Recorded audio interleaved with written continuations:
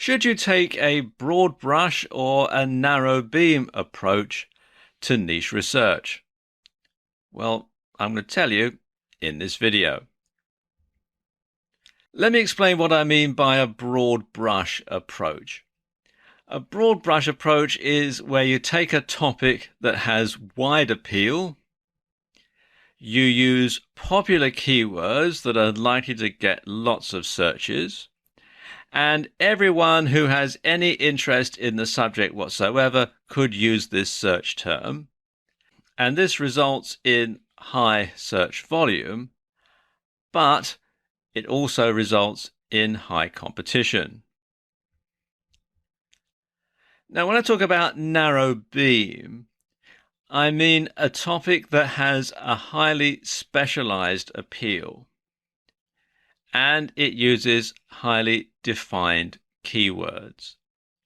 So only those people who have a specific interest in the subject will use those search terms. There's lower search volume, but there's less competition, so you stand a greater chance of making a sale. And you might call a narrow beam approach going after a sub-niche of a wider niche.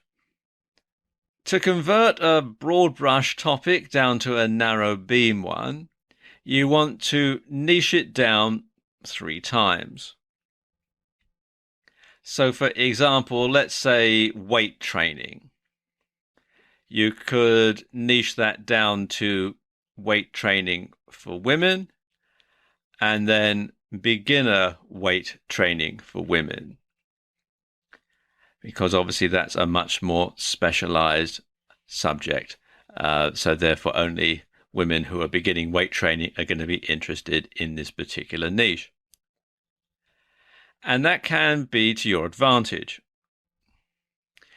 If we look at this table here, you can see we've got the keywords, and we've got here the number of monthly searches in Google, the number of daily searches done in Google, the competition, that's the number of sites that are indexed in Google for that particular keyword, and the daily search ratio. And what that is the competition divided by the number of daily searches. So if everything was equally weighted, those are the probabilities that someone doing a search for that keyword will reach your site.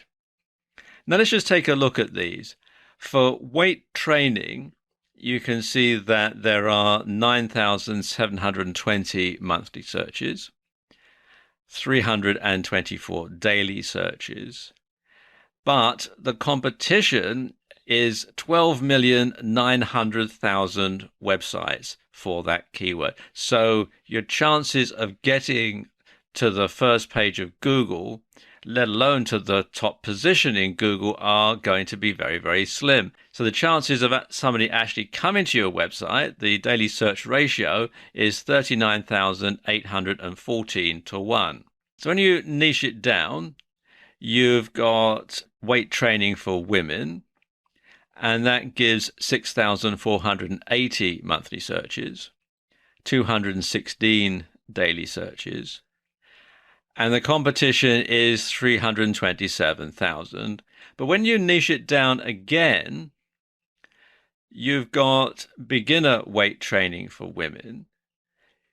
The monthly searches are much lower, only 384, and there's only 13 searches a day.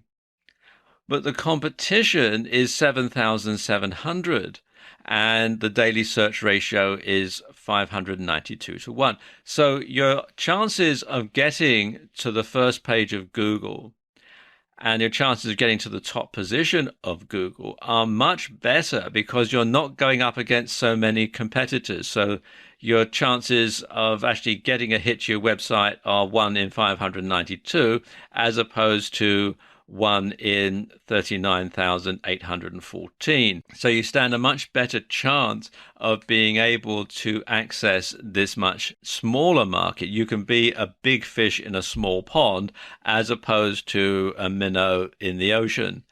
So if you're just starting out, if you're looking for a niche to dominate, the smaller the niche, the better. So niche it down, take a narrow beam approach, and you'll stand a much better chance of success.